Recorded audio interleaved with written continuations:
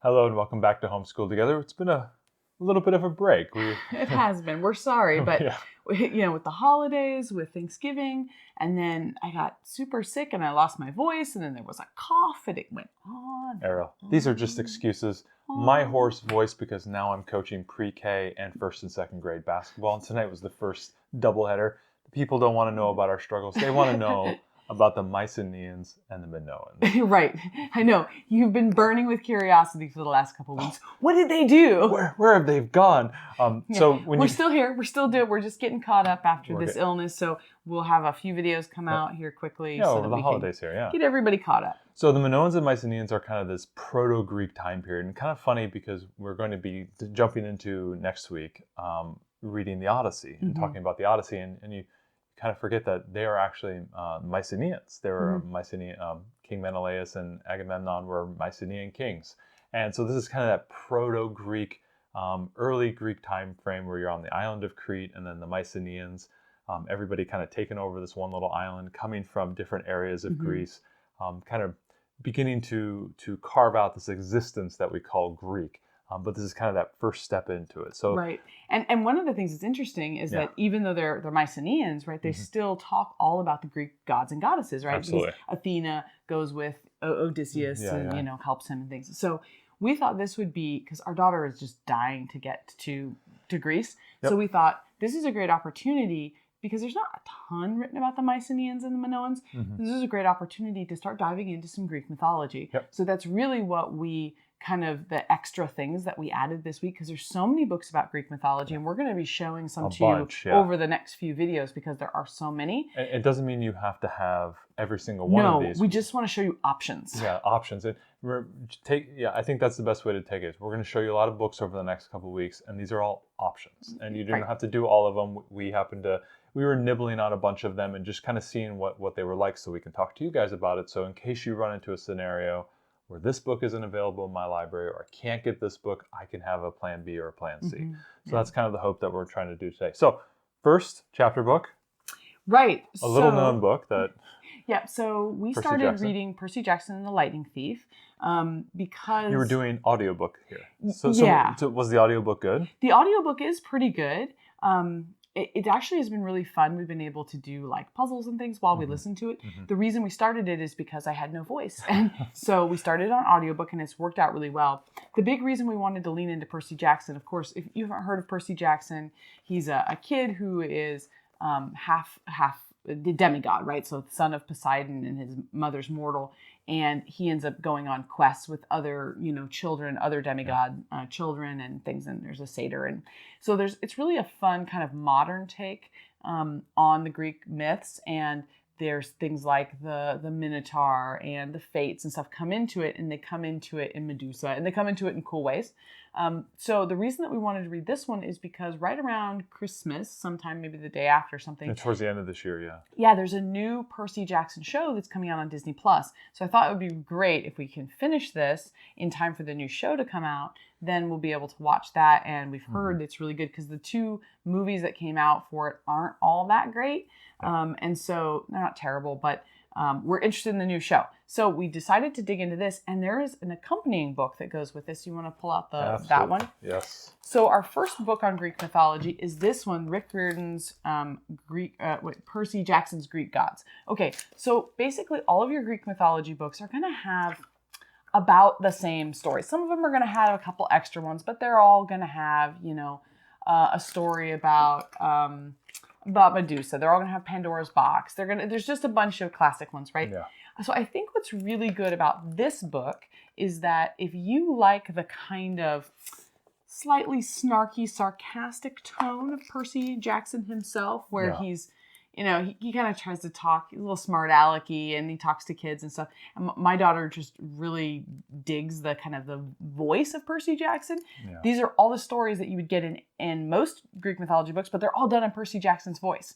So if you have a child that really likes that style, then this would probably really appeal to them because it's going to be done in that same way. And I think that's what makes this a unique Greek mythology book. But it has a couple of good pictures as you showed, but overall not very picture heavy. Yeah. So this is going to be really just a lot of big font writing. So wide open. So this is going to be better for the slightly older child that would appreciate the Percy Jackson chapter books. Absolutely. So, Yeah, it's a good corollary, and we got this at the library. So. Right. And note, if you're not familiar with Percy Jackson, it's a whole long series, so just be aware. There's spin-offs. Yeah, just be aware that you might be stepping into something that your child will want to keep going with. National Geographic Treasury of Greek Mythology.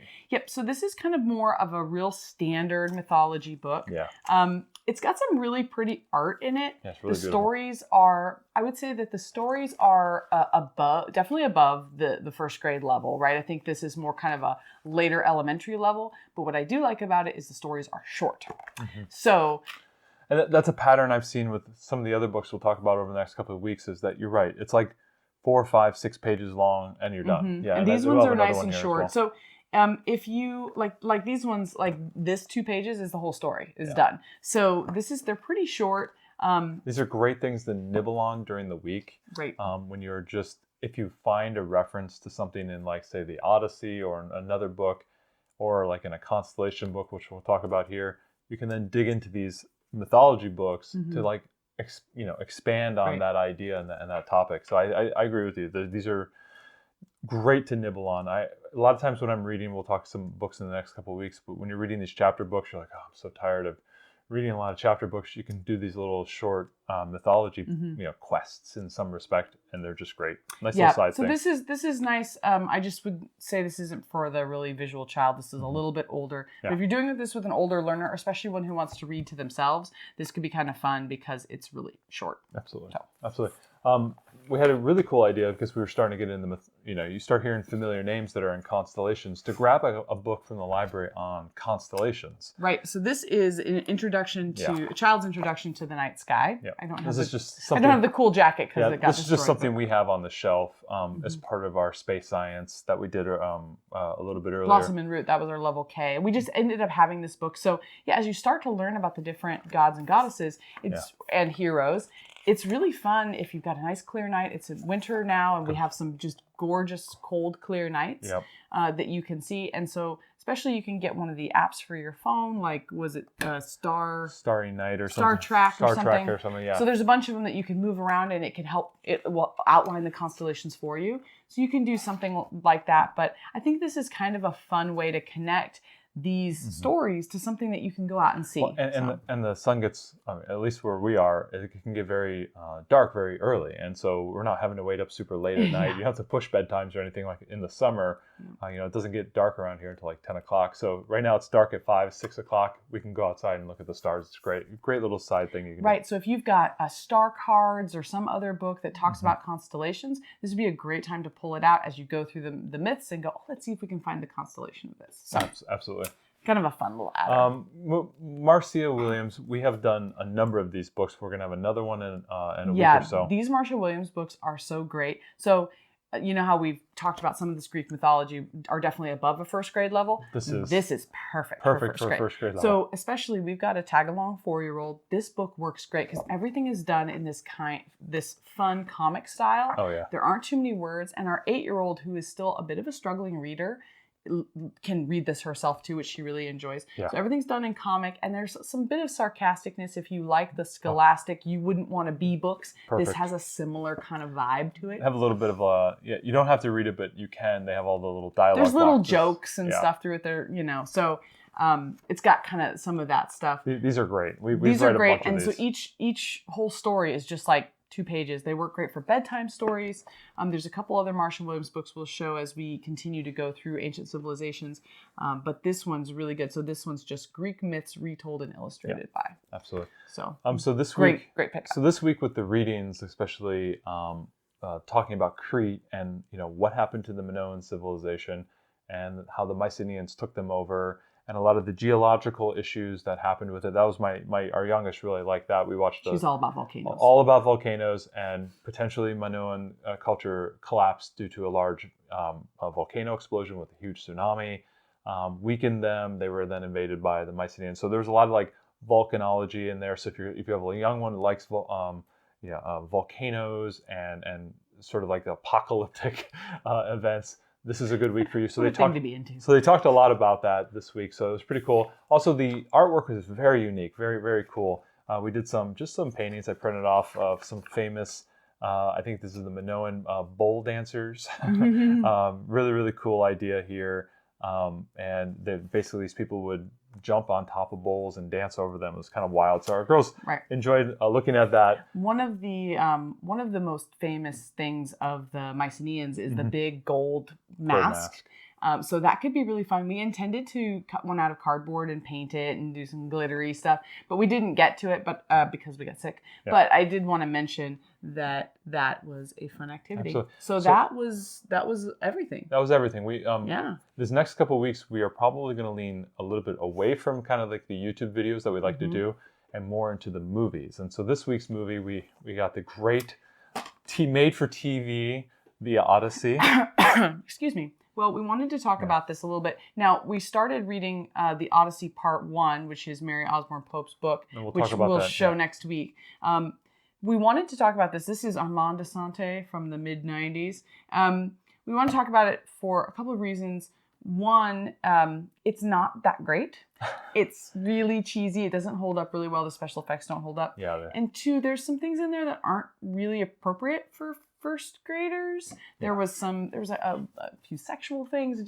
There was just some stuff that wasn't super appropriate. So we didn't actually end up finishing this because of those issues, and mostly because it was just really cheesy.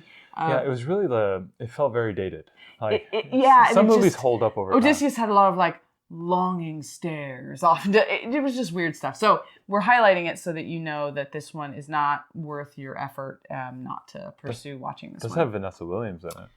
We didn't get that far. We didn't get to that point. Because, we watched... We're looking at the fact, we're like, is that Vanessa Williams? It wasn't great. So that one wouldn't get a recommendation from us and our family. We're going to hop through a bunch of movies. We'll talk about which ones we like, which ones we don't, where we think they would fit in well. And this one was just kind of a miss. So, and to watch a movie like this was a long thing. We were trying to like a mini-series. We were doing like 30 minutes a day type of thing.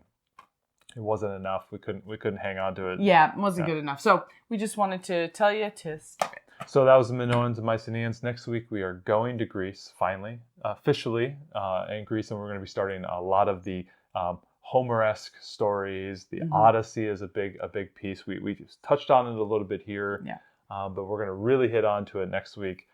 We can't wait to do it, and we can't wait to keep going. We got like 3 or 4 or 5 weeks here in Greece, so we got some things to catch up on. Buckle up.